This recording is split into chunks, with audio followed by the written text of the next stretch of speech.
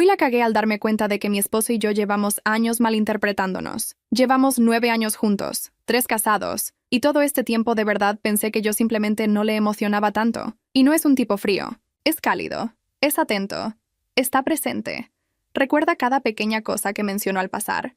Es capaz de manejar 40 minutos fuera de su camino solo para traerme el café específico que me gusta. Por donde lo mires, es un buen esposo. Pero las palabras que salen de su boca nunca coinciden con todo eso. Durante años me dije que yo era demasiado sensible, que tenía que dejar de buscar cumplidos, que el problema era yo. Cada vez que cocinaba decía, está bien. No, wow, esto está delicioso. No me encanta, solo está bien. Como si yo hubiera entregado un informe y apenas cumpliera con los requisitos mínimos. Me puse un vestido para la fiesta de compromiso de su mejor amigo que había ahorrado para comprar. Pasé semanas buscándolo. Me miró mientras me arreglaba y dijo, se ve bien, casi me lo cambio, casi me quedo en casa. Para su cumpleaños le preparé una sorpresa, un fin de semana en una cabañita en la montaña, caminatas, sin teléfonos, chimenea a leña, todo eso, algo que planeé durante 2 meses. Su respuesta cuando se lo conté fue, no está mal, no está mal. Me quedé dándole vueltas a eso durante días. Empecé a llevar una lista mental. Cada logro, cada esfuerzo, cada momento en que intentaba mostrarle que lo amaba, y la respuesta plana, a medias, que recibía de vuelta. Empecé a retraerme. Dejé de esforzarme tanto. Hace unos 8 meses empecé terapia. No terapia de pareja, mi propia terapia. Porque estaba convencida de que algo estaba roto en mí, de que de alguna manera me había casado con un hombre que simplemente no sentía las cosas muy profundamente. Y tenía que aprender a vivir con eso. Pasé sesión tras sesión. Mi terapeuta seguía preguntándome cómo me hacía sentir eso. Sesión tras sesión, la misma pregunta. Y yo daba la misma respuesta. Mal, vacía, como si estuviera entregando esfuerzo en un buzón que nadie abría. La doctora Rivas tomaba notas. Asentía, cruzaba y descruzaba las piernas con la misma pausa de siempre antes de hablar. ¿Alguna vez has pensado que el problema podría no ser lo que él siente, sino cómo lo procesa? La miré sin entender del todo. ¿Qué quieres decir? Cuéntame algo. Cuando describes a Marcos fuera de casa, ¿cómo es? Me quedé pensando. La pregunta me tomó por sorpresa porque llevaba 8 meses hablando de Marcos dentro de casa, de lo que decía y no decía, de los está bien y los no está mal. Nunca de él afuera. Es diferente, dije. ¿En qué sentido? Con su hermano ríe fuerte. Con sus amigos hace bromas. Se acuerda de cosas que pasaron hace años. En el trabajo, su equipo lo busca. Le preguntan su opinión. Él responde. Se interesa. ¿Y contigo? Conmigo está. Pero no de esa forma. La doctora Rivas cerró el cuaderno. Eso lo hacía cuando algo se ponía importante. Elena, hay personas que tienen una capacidad limitada para expresar emoción hacia quien más aman. No porque no sientan, sino porque el vínculo cercano les genera una contención que con el resto no tienen. Es un patrón que generalmente viene de la infancia. ¿Sabes algo de cómo era Marcos de niño? Sabía poco. Marcos hablaba poco de eso. Su madre murió cuando él tenía 12 años. Su padre era un hombre al que yo había visto 3 veces en 9 años, y que nunca me había abrazado ni me había dicho bienvenida a la familia, ni nada parecido. Solo apretones de mano y frases cortas. Su padre era así, dije en voz baja. ¿Cómo así? Frío, sin muchas palabras. La doctora Rivas asintió despacio. Esto no excusa el daño que te hizo sentir. Quiero que eso quede claro. Tu dolor es real. El desgaste es real. Pero antes de decidir qué hacer con este matrimonio, ¿te has preguntado alguna vez si Marcos sabe lo que te está haciendo? Salí del consultorio 40 minutos después con esa pregunta pegada al pecho. El sol de las 5 de la tarde golpeaba directo sobre la acera. Caminé hasta el coche sin apresurarme, y me quedé sentada dentro, con las manos en el volante, sin encender el motor. ¿Sabe lo que me está haciendo? En 9 años, nunca me había hecho esa pregunta. Asumí que sí. Asumí que lo hacía de todas formas, o que simplemente no le importaba lo suficiente para cambiar, pero ahora esa suposición se veía distinta, no más pequeña, distinta. Llegué a casa a las 6. Marcos estaba en la cocina. Había calentado la cena que yo había dejado preparada por la mañana. La mesa estaba puesta, 2 vasos con agua, las servilletas dobladas, aunque nadie en esa casa doblaba servilletas excepto él. Ese detalle lo había visto 1000 veces. Nunca lo había pensado. Me senté. Él sirvió los platos. Nos pusimos a comer. ¿Cómo te fue?, preguntó. Bien, dije. Y me detuve un segundo en esa palabra. Bien, igual que él. Él no preguntó más. Yo tampoco dije más. Comimos en el silencio de siempre. Y yo lo miraba de reojo sin que él lo notara. Lo miraba de una manera diferente a como lo había mirado los últimos años, no buscando la confirmación de algo que me dolía, sino buscando otra cosa. No sabía bien qué. Esa noche, mientras él leía en la cama y yo fingía revisar el teléfono, empecé a pensar en todo lo que Marcos hacía sin decir nada. Los 40 minutos de desvío para traerme el café. Eso no era un gesto automático. Él tenía que recordar la dirección exacta de la cafetería. Tenía que salir antes de lo normal. Tenía que calcular el tiempo para que el café no llegara frío. Lo había hecho 14 veces en los últimos 2 meses. Lo sabía porque yo lo había contado en la lista mental, pero al revés. Lo había contado como evidencia de que el gesto existía, pero las palabras no. Ahora lo contaba de otra manera. Cuando me enfermé en marzo, Marcos se tomó 2 días de trabajo sin que yo se lo pidiera. No me lo anunció. Apareció en casa el primer día. Dijo que tenía reuniones que podía hacer remoto y se quedó. Me trajo agua cada vez que tosía. Revisó que tuviera el teléfono cargado. No durmió bien esos días. Yo lo escuchaba moverse en la noche. Nunca me dijo, me quedé porque me preocupas. Nunca me dijo, te cuido porque te quiero. Solo se quedó. Apagué la pantalla del teléfono y me quedé mirando el techo. ¿Cuántas veces había yo necesitado las palabras y no había visto el acto? ¿Cuántas veces el acto estaba ahí, completo, y yo seguía esperando algo que viniera en otro idioma? No era un pensamiento que me hiciera sentir bien. No era un alivio. Era una incomodidad diferente a la que venía cargando. Más complicada. Porque si el problema no era que él no me amaba, entonces el problema era algo más difícil de resolver que dejar de amarlo. Al día siguiente no le dije nada. Fui al trabajo, volví, hicimos la rutina de siempre. Pero empecé a hacer algo que no había hecho antes. A observarlo sin juzgar al mismo tiempo. Marcos llegó ese jueves con una bolsa de la farmacia. La dejó en el baño sin decir nada. Adentro había el medicamento que yo había mencionado de pasada 2 semanas antes, en una conversación sobre el cambio de clima. Solo lo mencioné una vez. No volví a hablar de eso. Él lo recordó, fue a buscarlo y lo dejó ahí. Sin decir, me acordé de lo que dijiste. Sin decir, lo compré porque me importa cómo estás. Solo la bolsa en el baño. Esa noche saqué un cuaderno pequeño que tenía guardado desde hacía tiempo. Lo había comprado para anotar cosas de trabajo y nunca lo había usado. Escribí la fecha arriba y debajo escribí: bolsa de la farmacia, el medicamento que mencioné el día 3.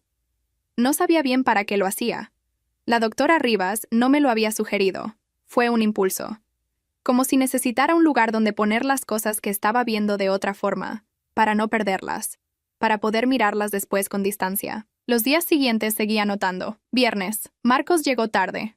Sin avisar. Trajo pan de la panadería que está en el otro extremo de la ciudad. La que a mí me gusta, pero a él le queda imposible de camino a casa. No dijo nada. Dejó el pan en la mesa y fue a cambiarse. Domingo. Tuve una llamada larga con mi madre que me dejó de mal humor. No le conté nada a Marcos. Él lo notó de todas formas. No preguntó qué pasó. Solo puso música suave en la sala. Preparó té sin que yo lo pidiera. Y se sentó cerca sin hablar. Estuvo así 2 horas. Martes. Reparó la silla del comedor que hacía ruido desde hace 3 meses. La llevó al taller. La trajo arreglada. Nunca lo mencioné como un problema urgente. Él lo había notado solo. Al final de la semana, el cuaderno tenía 7 entradas. 7 actos. Ninguna palabra, y yo estaba sentada en el sillón del consultorio de la doctora Rivas con ese cuaderno en la mano, sin saber si lo que sentía era claridad o confusión. Lo empecé a anotar, dije. Ella no preguntó por qué. Solo esperó. Hay muchas cosas. Cosas que hace. Que siempre hizo, supongo.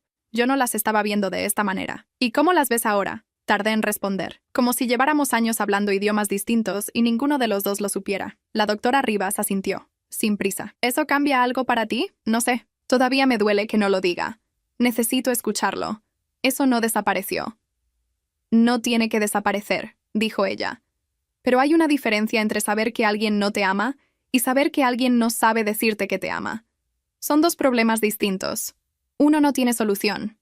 El otro sí puede tenerla. Guardé el cuaderno en el bolso. Afuera el tráfico sonaba sordo detrás de la ventana. La sala de la doctora Rivas siempre olía igual, a algo neutro y ordenado. Yo llevaba 8 meses sentándome en ese mismo sillón, convencida de que lo que tenía que resolver era si me quedaba o me iba. Ahora me daba cuenta de que primero tenía que entender qué era lo que había dentro del matrimonio. No lo que yo creía que había. Lo que realmente había.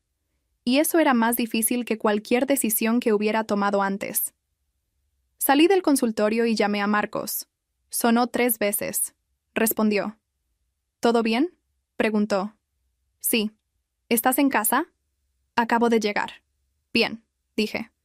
Hoy quiero que cenemos juntos, sin teléfonos. Hubo un silencio breve. Está bien, dijo. Colgué. Seguí caminando hacia el coche. No sabía exactamente qué iba a decir esa noche. No tenía un plan. Solo sabía que llevaba 8 meses hablando con su terapeuta sobre mi matrimonio sin haberle dicho a mi esposo lo que me estaba pasando. Eso tenía que cambiar. Y la única manera de saber si valía la pena que cambiara era dejar de suponer y empezar a ver. Esa noche cenamos sin teléfonos. Marcos no preguntó por qué lo había pedido. Solo dejó el suyo boca abajo sobre la barra de la cocina cuando llegué y se sentó. Hice pasta. Algo simple. No era una cena especial y no quería que lo pareciera, porque lo que tenía que decir no necesitaba escenario. Comimos un rato en silencio. Él tomó agua, partió pan, me pasó el salero antes de que yo lo pidiera. Ese gesto lo había visto tantas veces que ya no lo registraba. Esa noche sí. Marcos, necesito contarte algo. Él levantó la vista. No dijo nada. Solo esperó. Llevo 8 meses en terapia. No terapia de pareja, la mía, porque estaba convencida de que algo estaba mal en mí, de que yo era demasiado sensible, de que pedía demasiado. Él dejó el tenedor sobre el plato, despacio. ¿8 meses? 8 meses. Hubo un silencio. No incómodo. Pesado. ¿Y qué te dijeron? Que el problema no era que yo pedía demasiado. Hice una pausa. Que el problema es que llevamos años sin hablar el mismo idioma y ninguno de los dos lo sabía. Marcos no respondió de inmediato. Miraba el plato. Yo lo miraba a él. No entiendo, dijo al fin. Cuando cocino algo y me dices, ¿está bien? Siento que fallé. Cuando planeé el viaje a la cabaña y dijiste, ¿no está mal? Estuve días pensando qué había hecho mal. No es que esperé exageración, es que esas respuestas me hacen sentir que lo que hago no importa. Él frunció el ceño, no con molestia, con algo más parecido a confusión real. La cabaña fue perfecta, dijo. Lo sé, ahora lo sé. Pero no me lo dijiste así. Te lo dije. Dijiste, no está mal, Marcos. Se quedó callado. Pude ver que estaba procesando, no buscando defensa, sino que realmente estaba revisando el recuerdo. Tienes razón, dijo en voz baja. Eso no lo esperaba. Preparé mentalmente 3 respuestas distintas para distintas reacciones de él, y ninguna era para esa. ¿Recuerdas por qué lo dijiste así? Negó con la cabeza. No lo recuerdo. Lo dije y ya. Eso es exactamente lo que necesitaba entender. Terminamos de cenar sin hablar mucho más. Él recogió los platos. Yo me quedé sentada con el vaso de agua entre las manos. Cuando volvió a la mesa, se sentó y dijo, ¿qué quieres que haga? Era una pregunta directa, sin rodeos. Eso era Marcos también. Cuando algo era claro para él, actuaba. El problema era llegar a ese punto. Por ahora, nada. Solo quería que supieras lo que estaba pasando, lo que llevo sintiendo. ¿Cuánto tiempo? Años. Él asintió. Miró la mesa. ¿Estás pensando en irte? Lo pregunté sin agresión, y él lo recibió sin ponerse a la defensiva. Así eran nuestras conversaciones serias cuando ocurrían. Secas, directas, sin adornos de ningún lado. Todavía no, dije, pero necesito que sepas que llegué a ese punto. No respondió. Se levantó, fue a la cocina, lavó los vasos. Yo no me moví. Esa noche, en la cama, él no dijo nada más. Apagó la luz de su lado y se quedó mirando el techo. Yo también miraba el techo. Ninguno dormía, y los dos lo sabíamos. Durante las 2 semanas siguientes, seguí con el cuaderno. La diferencia era que ahora anotaba con otra conciencia. Ya no era solo observar. Era documentar algo que tenía un propósito. Llevarle las anotaciones a la doctora Rivas, ver si el patrón que yo creía ver era real o si estaba construyendo una narrativa que me convenía. Semana 1. Lunes. Marcos llegó a casa con una planta pequeña. La puso en el alféizar de la ventana de la cocina sin decir nada. Yo le había mencionado 3 semanas antes, de pasada, que la cocina se sentía fría. Nunca dije nada de plantas. Miércoles. Tuve un día difícil en el trabajo. Se lo dije en 2 palabras cuando me preguntó. Él no insistió. Pero esa noche puso una película que yo había dicho querer ver hacía meses y que habíamos postergado siempre. No dijo, la puse porque estás mal. Solo la puso. Viernes. Se acordó de llamar al técnico para el calefactor que lleva 2 semanas fallando. Yo lo había mencionado una vez. Él lo agendó, coordinó el horario, estuvo en casa para recibirlo. Semana 2. Martes. Encontré su chaqueta sobre mi silla de trabajo. No la mía. La suya, gruesa, de lana. La ventana de mi cuarto de trabajo deja entrar frío por las mañanas. Él lo sabe. Nunca habíamos hablado de eso. Jueves. Me trajo el café. Los 40 minutos de desvío de siempre. Lo dejó sobre el escritorio. Dijo, que tengas buen día. Y se fue. 12 palabras. 40 minutos de viaje. Al final de la segunda semana, el cuaderno tenía 14 entradas. 14 actos en 14 días. Se lo mostré a la doctora Rivas en la siguiente sesión. Ella lo leyó despacio. Pasó cada página sin apurarse. Cuando terminó, lo cerró y me lo devolvió. ¿Qué sientes cuando lees esto? 2 cosas, dije. La primera es que me duele haber tardado tanto en verlo. La segunda es que sigo necesitando que me lo diga. No en lugar de esto. Además de esto, eso es razonable, dijo. ¿Se lo dijiste a él? Le dije que sus respuestas me hacían sentir que lo que hacía no importaba, que llevaba años sintiéndome así. ¿Y él? Dijo que la cabaña fue perfecta, que no recordaba por qué lo había dicho de esa manera. La doctora Rivas asintió. Elena, hay algo que quiero preguntarte. ¿Alguna vez le dijiste a Marcos, con palabras, lo que necesitabas escuchar? La misma pregunta que me había hecho semanas antes en otras palabras, pero ahora pesaba diferente. No, dije. Esperaba que lo supiera. ¿Por qué? Porque si tienes que pedirlo, no es lo mismo. ¿Quién te enseñó eso? No respondí de inmediato. Pensé en mi madre, que tampoco pedía las cosas, que esperaba y guardaba silencio, y después acumulaba. Pensé en cómo yo había heredado eso sin darme cuenta. No lo sé, dije. Vale la pena pensarlo, dijo la doctora Rivas. Salí del consultorio con el cuaderno bajo el brazo y esa pregunta caminando junto a mí. ¿Quién me enseñó que pedir lo que necesitas lo invalida? No tenía respuesta todavía, pero era la primera vez en 8 meses que el problema que tenía que resolver ya no se veía como algo que estaba solo en Marcos. Marcos tardó 5 días en volver a tocar el tema. Yo no lo presioné. Seguí con mi rutina, seguí con el cuaderno, seguí yendo a terapia. Si él necesitaba tiempo para procesar, ese era su proceso. Yo ya había aprendido a no interpretar su silencio como indiferencia, o estaba aprendiendo. El martes por la noche, mientras yo leía en el sillón, él apareció en la sala con 2 tazas de té, y se sentó frente a mí, las dejó sobre la mesa. Se quedó con las manos entrelazadas, mirándolas. «Quiero hablar», dijo. Cerré el libro. Estuve pensando en lo que me dijiste. En la cabaña, en el vestido, en todas esas cosas. Hizo una pausa. No sabía que te estaba haciendo eso. Lo sé. Eso no lo arregla. No, dije. Pero es un lugar para empezar. Él levantó la vista. Cuando era chico, en casa de mi padre, si algo te emocionaba mucho, él lo usaba en tu contra, no de forma cruel. Pero si yo decía que algo me gustaba mucho, que algo me hacía feliz, él encontraba la manera de quitártelo o de minimizarlo. No sé si lo hacía adrede, pero aprendí que era mejor no mostrar que algo te importaba demasiado. No dije nada. Era la primera vez en 9 años que Marcos me contaba algo así. Aprendí a decir, está bien para todo, continuó. Porque si decías que algo era extraordinario y luego te lo quitaban, dolía más. Si ya de entrada lo reducías, no había nada que perder. ¿Y conmigo hacías lo mismo? No conscientemente, pero sí. Me quedé mirándolo. No sentí alivio. Sentí algo más complicado. Y porque entender de dónde venía no borraba los años en que me había sentido invisible. Y al mismo tiempo, era imposible escucharlo hablar de eso y no verlo de otra manera. ¿Por qué nunca me lo habías dicho? Porque no lo había pensado así hasta ahora. Tú me dijiste lo del idioma, lo de que hablábamos distinto. Me quedé con eso varios días, y fue la primera vez que conecté las 2 cosas. Tomé la taza de té. Estaba caliente. En su punto. Marcos, ¿yo también hice algo mal? Él me miró. Pasé años esperando que lo supieras sin decírtelo, que adivinara lo que necesitaba escuchar. Y cuando no lo hacías, lo archivaba como prueba de que no te importaba. Pero nunca te lo pedí directamente. Nunca te dije, necesito que me digas qué te pareció. Con palabras, en voz alta. ¿Por qué no? Porque me habían enseñado que si tienes que pedir que te quieran, el amor ya no vale. Él no respondió de inmediato. Procesó eso en silencio, como procesaba todo. Eso tampoco tiene sentido. Dijo al fin, no, pero lo creía. Nos quedamos en silencio los dos. No era un silencio incómodo. Era el silencio de 2 personas que acaban de ver algo que estaba frente a ellas desde hace mucho tiempo. ¿Qué hacemos ahora?, preguntó. Yo voy a seguir en terapia. Hice una pausa. Y creo que tú deberías ir también. No de pareja todavía. La tuya. Para trabajar lo de tu padre. Lo del patrón que describes. Esperaba resistencia. Marcos no era de los que buscaban ayuda fácilmente. ¿Tú crees que eso funciona? A mí me está funcionando. Él miró la taza. Asintió una vez, despacio. Voy a pensarlo. Para Marcos, voy a pensarlo. Casi siempre significaba que ya había decidido. Solo necesitaba procesar en privado antes de decirlo en voz alta. Eso también lo había aprendido sobre él. También eso lo había anotado sin entenderlo bien hasta ahora.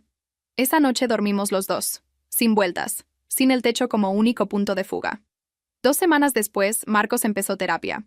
Me lo dijo un miércoles de camino al trabajo en un mensaje de texto corto. Primera sesión hoy a las 6. No sé qué esperar. Le respondí.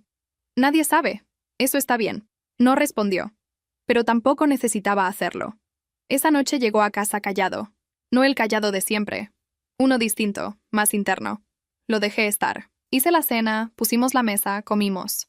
Cuando terminó, dijo, es más difícil de lo que pensaba. ¿La sesión? Hablar de mi padre, de cómo era. Pensé que ya lo tenía ordenado. Nunca está tan ordenado como creemos. Él asintió. El terapeuta me preguntó si alguna vez le había dicho a alguien cercano que algo que hizo me había parecido extraordinario. Hizo una pausa. No pude recordar ninguna vez. No dije nada. Eso me quedó, dijo. A mí también me quedan cosas de las sesiones. A veces días enteros. Recogimos la mesa juntos. Él lavó los platos. Yo los sequé. Una rutina de siempre. Pero esa noche con algo diferente encima. Algo que no tenía nombre todavía. Antes de que apagáramos las luces, Marcos se detuvo en el pasillo. Elena, me giré. La cabaña. El fin de semana que organizaste. Buscó las palabras con cuidado, como quien hace algo por primera vez y sabe que lo está haciendo torpe. Fue lo mejor que hemos tenido en años. Pensé en eso muchas veces después. No sé por qué no te lo dije así. No respondí de inmediato. Me quedé quieta. Gracias por decírmelo, dije. Él asintió y siguió hacia la habitación. No fue perfecto. No fue una declaración. Fue torpe y tardío y le costó trabajo, pero fue real. Y en ese momento entendí que eso era lo que había estado buscando todo ese tiempo. No la perfección, sino la prueba de que algo adentro de él se estaba moviendo. Era suficiente para seguir. El mes siguiente fue tranquilo en la superficie y complicado por dentro. Marcos iba a terapia los miércoles. Yo iba los jueves. No coordinamos los días a propósito, pero así quedó. 2 personas trabajando en paralelo, en el mismo matrimonio, sin verse en el proceso. La doctora Rivas me preguntó cómo me sentía con eso. Raro, dije. Como construir algo en cuartos separados y no saber si las piezas van a encajar cuando las juntes. ¿Y eso te genera ansiedad? Me genera incertidumbre. No es lo mismo. Ella anotó algo. ¿Qué diferencia hay para ti entre las dos? La ansiedad quiere que todo se resuelva ya. La incertidumbre solo quiere saber que algo se está moviendo. ¿Y se está moviendo? Pensé en Marcos, en el pasillo, en la frase sobre la cabaña, en que esa mañana había dejado sobre mi escritorio un artículo recortado de una revista sobre un lugar al que yo había dicho querer ir algún día, hace más de un año, en una conversación que yo ya había olvidado. Sí, dije. Despacio, pero sí. Lo que no le dije a la doctora Rivas, porque todavía no sabía cómo formularlo, era que el proceso me estaba cambiando a mí también. No solo a él. Yo había empezado a decir las cosas. No todo, no de golpe, pero cuando algo me molestaba, cuando algo me hacía sentir bien, cuando necesitaba algo, lo decía, sin esperar que él lo adivinara, sin guardar silencio y después acumular. Una noche llegué agotada de una reunión que se había extendido 2 horas más de lo previsto. Marcos estaba en la sala.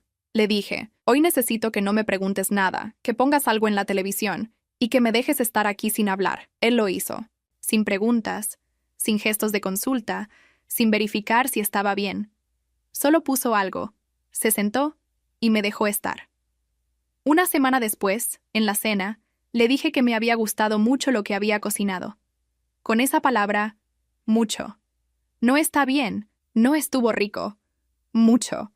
Él se quedó quieto un segundo, como si la palabra hubiera tardado en registrarse. Gracias, dijo. Nada más. Pero lo recibió. Eso también era nuevo. A las 6 semanas de haber empezado, Marcos llegó de terapia un miércoles diferente. No diferente en lo que dijo. Diferente en cómo entró. Dejó las llaves, se sentó en la cocina mientras yo cocinaba y se quedó ahí sin el teléfono, sin buscar qué hacer con las manos. ¿Cómo te fue?, pregunté. Hablamos de mi madre hoy. No dije nada. Seguí cocinando y le di espacio. Murió cuando yo tenía 12, ya lo sabes. Pero hablé de cómo era antes de que muriera, de que ella sí decía las cosas, que cuando algo le gustaba, lo decía. Cuando algo le parecía bien hecho, lo decía. Hizo una pausa. Cuando ella murió, en casa ya no había nadie que lo hiciera. Y mi padre era como era. Entonces simplemente dejé de esperar escucharlo. Me apoyé en la encimera y lo miré. Y también dejaste de decirlo, dije. Sí. El terapeuta dice que son las 2 caras del mismo patrón. Que si creciste sin recibirlo, también pierdes la práctica de darlo. ¿Eso tiene solución? Dice que sí, que es un hábito, no un rasgo, que se puede trabajar. ¿Tú le crees? Marcos pensó un momento. No sé todavía. Pero estoy yendo, así que algo debo creer. Eso era mucho para él. No en las palabras, sino en lo que había detrás. La disposición de sentarse cada semana frente a alguien y hablar de cosas que nunca había tocado. Marcos no hacía eso fácilmente. Que lo estuviera haciendo decía más que cualquier declaración. Serví la cena. Comimos. Él habló un poco más, yo hablé también. No de terapia, de otras cosas. De trabajo, de un vecino nuevo que había aparecido en el edificio, de una serie que ninguno de los dos había terminado. Fue una cena normal. Y las cenas normales, en ese punto, ya se sentían distintas a las de antes. El problema llegó un jueves. Salí de mi sesión con la doctora Rivas y me encontré con un mensaje de mi hermana. Nuestra madre había tenido una caída. Nada grave, pero estaba en urgencias para revisión. Mi hermana no podía llegar hasta la noche. Me pedía si podía ir yo. Fui directamente. Estuve 3 horas en el hospital. Mi madre estaba bien, asustada pero bien. Cuando llegó mi hermana, me fui. Llegué a casa pasadas las 9. Marcos no sabía nada. No le había avisado porque en el momento no pensé en eso. Solo actué.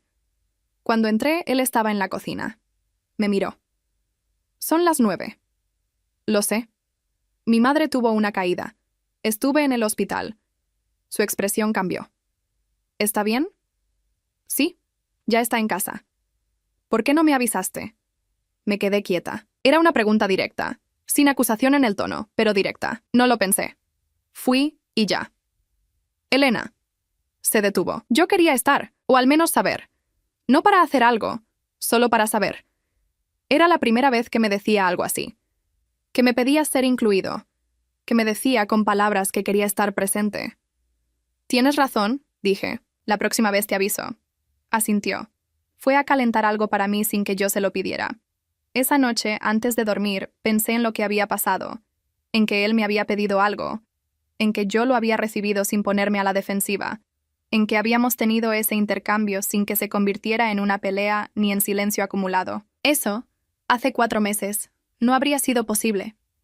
Algo estaba cambiando, no en la dirección que yo había imaginado cuando empecé la terapia. Más lento, más irregular, más real. Y por primera vez en mucho tiempo, eso no me parecía poco. La invitación llegó un viernes por la tarde. La boda de Carmen y Diego, los amigos más cercanos de Marcos del trabajo. Habíamos hablado de esa boda vagamente desde hacía meses, sabiendo que iba a pasar, sin ponerle atención. Ahora tenía fecha, 6 semanas. Marcos me mostró el mensaje mientras cenábamos. ¿Quieres ir? Preguntó. Son tus amigos, son nuestros amigos. A ti te cae bien, Carmen. Era verdad. Carmen era directa, sin vueltas. El tipo de persona con la que era fácil hablar. Diego era más reservado, parecido a Marcos en ese sentido. Sí, dije. Vamos. Él asintió y respondió el mensaje. No hubo más conversación sobre eso esa noche. Pero 2 días después, un domingo por la mañana, Marcos apareció en la sala con el teléfono en la mano. Quiero organizar algo para la boda, dijo. Lo miré desde el sillón. ¿Qué tipo de algo? Quiero planear la noche. El hotel, la cena antes, todo. Hizo una pausa. Tú lo hiciste con la cabaña. Quiero hacerlo yo esta vez. No supe qué decir en el momento. No porque fuera algo extraordinario en sí mismo, sino porque venía de él. Marcos no organizaba ese tipo de cosas. No porque no pudiera, sino porque siempre lo dejaba en mis manos y yo lo asumía sin cuestionarlo. Bien, dije. ¿Necesitas algo de mí? Que me digas si hay algo que no quieras. O que prefieras. Que el hotel esté cerca de donde es la boda. Y que no cenemos demasiado tarde porque la ceremonia es a las 7. Eso es todo. Eso es todo. Se fue a la cocina con el teléfono. Lo escuché hacer una llamada 20 minutos después. No pregunté a quién. Las semanas siguientes tuvieron una textura diferente. Marcos preguntaba cosas, no sobre la boda específicamente, sino en general. Pequeñas preguntas que antes no hacía. ¿Cómo había estado el día? ¿Qué había pasado en tal reunión? ¿Qué pensaba de algo que había visto en las noticias? No era una transformación completa. Había días en que volvía al silencio de siempre, en que las respuestas eran cortas y el espacio entre los dos se ensanchaba de nuevo, pero la diferencia era que ahora yo no lo archivaba como evidencia de nada, lo dejaba pasar y esperaba al día siguiente. En mi sesión del jueves, la doctora Rivas me preguntó cómo estaba manejando las recaídas. Mejor, dije. Ya no siento que cada día malo borra todo lo que se construyó antes. ¿Qué cambió? Que entendí que no es lineal, que 2 pasos adelante y 1 atrás sigue siendo avance. ¿Y él lo sabe? ¿Saber qué? Que tú estás viendo los avances, que los reconoces, No había pensado en eso. Me había concentrado tanto en recibir lo que él hacía que no había considerado si él sabía que yo lo estaba viendo. Esa noche se lo dije. Estábamos en la cama, él con el libro, yo sin hacer nada en particular. Le dije, quiero que sepas que estoy viendo lo que estás haciendo. El esfuerzo. No lo estoy ignorando. Él bajó el libro. ¿Por qué me dices eso ahora? Porque mi terapeuta me preguntó si te lo había dicho, y me di cuenta de que no. Se quedó callado un momento. ¿Crees que estoy haciendo suficiente? Era una pregunta que no esperaba, directa, sin defensas, con algo de vulnerabilidad real detrás. Creo que estás haciendo más de lo que yo esperaba que hicieras, dije. Eso no significa que ya llegamos, pero sí significa que veo que estás en esto. Asintió. Volvió al libro, pero pasaron varios minutos antes de que pasara la página. La noche antes de la boda, Marcos me mostró lo que había organizado. Hotel a 4 minutos del salón. Reserva a las 5 de la tarde para cenar tranquilas antes de la ceremonia. Una habitación con ventana hacia el parque porque él recordaba que yo había dicho una vez, en alguna conversación que yo ya no recordaba, que los hoteles con vista a la calle me daban mal sueño. Lo miré. ¿Cómo recordaste lo de la ventana? Lo escribí. ¿Qué escribiste? Cosas que dices, cosas que noto. Guardo el teléfono. Empecé después de que tú me mostraste el cuaderno. Me pareció que era una forma de prestar atención de verdad. No respondí de inmediato. Era exactamente lo mismo que yo había hecho con él. El cuaderno, las anotaciones, la manera de ver lo que antes no veía. Él lo había tomado y lo había hecho suyo, pero al revés, apuntando hacia mí. ¿Cuánto llevas haciéndolo? Unas semanas. ¿Y qué tienes anotado? Se quedó quieto. Que el café tiene que ser de esa cafetería específica porque dices que los otros te dejan un sabor amargo. Que cuando estás muy cansada necesitas silencio antes de poder hablar. Que te gusta cuando pongo música en la cocina pero no cuando estoy viendo algo en la sala. Que el frío te pone de mal humor pero nunca lo admites. Escuché cada cosa. Eran detalles pequeños, sin importancia aparente, pero representaban meses de atención real. Callada. Constante. Marcos, ¿sí? Eso que acabas de hacer es exactamente lo que necesitaba. No la lista. Decírmela. Él procesó eso. ¿Tendría que haberlo dicho antes? Sí, pero lo estás diciendo ahora. Se quedó mirándome un momento. Luego dijo, todavía no sé hacerlo bien. Me sale tarde, me sale torpe. Ya lo sé. Pero sale. Eso es lo que importa. Esa noche no hablamos más, pero algo en la habitación era diferente. No resuelto, no perfecto. Diferente. Y diferente en ese punto del camino era suficiente. La boda de Carmen y Diego fue un sábado de noviembre. El hotel estaba exactamente donde Marcos había dicho. La habitación tenía ventana al parque. Cenamos a las 5, sin apuro, y llegamos a la ceremonia con tiempo. Todo salió como él lo había planeado. Durante la ceremonia me senté a su lado. En algún momento, sin que yo lo buscara, él puso su mano sobre la mía. La dejó ahí. No me miró. No dijo nada. Siguió mirando al frente. Yo también seguí mirando al frente. Pero no retiré la mano. En la recepción, Carmen me buscó antes de que empezara la música. «Marcos está raro», me dijo, con la franqueza de siempre. ¿Raro cómo? Más presente. Hace un rato le preguntó a Diego cómo estaba de verdad. No el saludo de siempre. Diego me lo contó sorprendido. Dijo que nunca le había preguntado así. No respondí nada. Carmen me miró. ¿Están bien ustedes dos? Estamos trabajando en eso. Ella asintió, sin pedir más. Eso era lo que me gustaba de Carmen. Más tarde, durante la cena, Diego brindó. Habló de Carmen con palabras específicas, no genéricas. Dijo qué era lo que más valoraba de ella, con ejemplos concretos. La mesa aplaudió. Carmen lo miraba con una expresión que yo reconocí, porque era la misma que yo había buscado durante años en la cara de Marcos. Sentí algo apretarse adentro. No envidia. Algo más parecido a la conciencia de lo que había faltado y de cuánto había costado empezar a construirlo. Marcos estaba a mi lado. No sé si leyó algo en mi cara o si fue coincidencia, pero se inclinó levemente y dijo, en voz baja, cerca de mi oído, «El vestido que llevas hoy. Me gusta cómo te ves». 4 palabras de más que cualquier cosa que me había dicho en años sobre cómo me veía. No respondí de inmediato. Tomé el vaso, bebí, lo dejé sobre la mesa.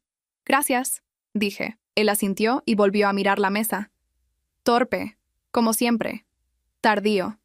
Real. Volvimos al hotel pasada la medianoche. Me senté en el borde de la cama y me quité los zapatos. Él se aflojó la corbata, se sentó en la silla junto a la ventana. El parque estaba oscuro abajo. Ninguno encendió la televisión. ¿Lo pasaste bien?, preguntó.